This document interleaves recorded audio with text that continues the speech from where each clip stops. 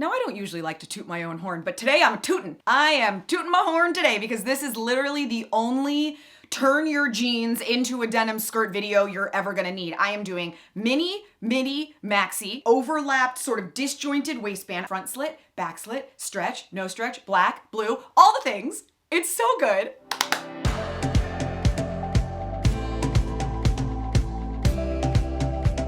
Okay, so denim maxi skirts are like the breakout trend of 2023. If you do any kind of a quick Google search and just type in like spring trends 2023 women's fashion, you're gonna find denim maxi skirts and you're gonna find denim on denim. So originally, I just wanted to do one denim maxi skirt, but while I was at it, I'm like, I can't help myself. Why don't I do all of the things? That way this video can really be something tailor-made to you, depending on your style, depending on your body, depending on the way you like things to fit, tight, not tight, slit, no slit, you got what you need. Now I'm really excited because this incredible video is being brought to you by like the Tesla of skincare. That's literally its nickname. It's called Proven. It is the world's most personalized skincare out there, and I am so stoked to share it with you. So this is what you're gonna do. You're gonna go onto the website and you're gonna take a 3-minute quiz. This quiz is gonna factor in 47 different factors. It's called the Skin Genome Quiz, and it's like proprietary to Proven.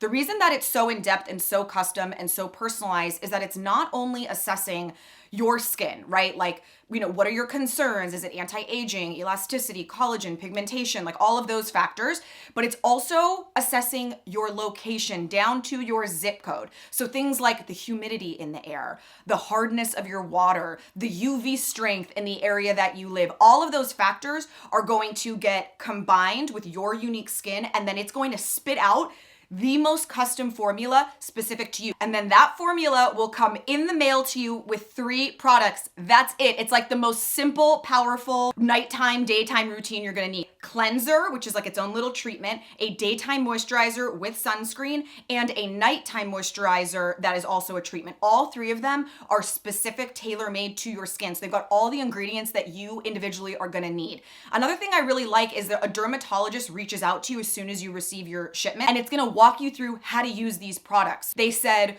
don't use this as your like makeup removing cleanser. It's a waste of all those powerful ingredients. Wash your face with your makeup removing cleanser. Get like a fresh, clean slate so that when you are massaging in this cleanser into your face, all of those ingredients are really, really soaking into your skin. So like I never would have thought of that. I would have ended up using it and wasting all of it as like a makeup remover. Absolutely personalized, absolutely simplified. So I go from like 40 products on my counter to 3. Well, 4, because I'm still using my makeup removing cleanser. I have a link down below that's gonna give you a huge discount. So do yourself a favor, simplify your routine while giving your skin exactly what it needs. You can try Proven Skincare's 3-step skincare system for 50% off. If you guys use my code, it's DIYDES99. I also have a link down below. Give it a shot, you're gonna love it. Okay, let's do some denim skirts, because man, this is gonna be super cool. All right, let's get started with our first pair. I found these Levi's at the thrift store, and they're perfect because they're high-waisted and kind of wide leg, which means I'm gonna have a lot of fabric to create my full maxi skirt. Any extra fabric I need will come from this donor pair, which is a really good match.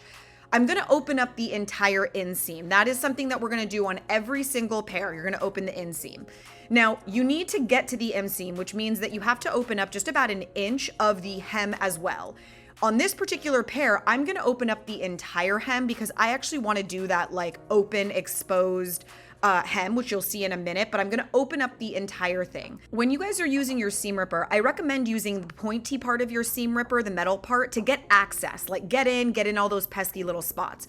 Once you have access, turn it and use the red ball in, and watch this. It just slides, and listen to how satisfying.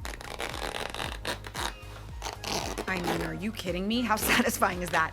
So anyway, it will make it go much, much faster. You're gonna have your first row, you'll do the first row, then there'll be a secondary row you'll have to do. You'll do the same thing with the second row, and at that point, you can probably just, with a little bit of nice tugging, you can rip it open. You can see the entire inseam is ripped open, and now we gotta open up this little guy. This is the rise that goes right towards the button. This is specific to your body and your jeans, but I would say a good rule of thumb is about 1.5 inches in the front and maybe 2 to 3 inches in the back. This is when you're gonna try it on and customize the fit to your body. It's really helpful to do this on your body because you control how high the slit is. You can make sure that everything is laying flat. If you're doing it flat on the floor, you might start like making shapes that when you put on don't lay naturally. So you really wanna work on this on your body if at all possible. Now, this was one that has a really long inseam because they were high-waisted, and I wasn't sure if this was gonna lay flat. So I pinned it and I'm sewing it. So if it doesn't work, I can always seam rip it and kind of tweak it if needed. Now, you're gonna sew down everything you pin. The pinning part is the most important part because that's how you're really controlling the natural shape of things. So take your time with that. Then you're gonna wanna grab a matching thread that matches whatever the thread is on your jeans. This particular pair has that kind of golden thread. So I'm gonna be going into the existing stitch lines so that it looks like it was always there and following that line. In the back, I'm only gonna do one because again, there's a chance I might need to seam rip it and start over. If it ends up being good, I'll go in and do that double stitch, which you know most denim has. So again, I'm doing a little bit of a loose stitch and you can see it kind of puckered. I'm like, I don't really think that's working. So I did end up seam ripping it and I just shaved it off a little bit right there so that the tail wasn't quite as long as it originally was.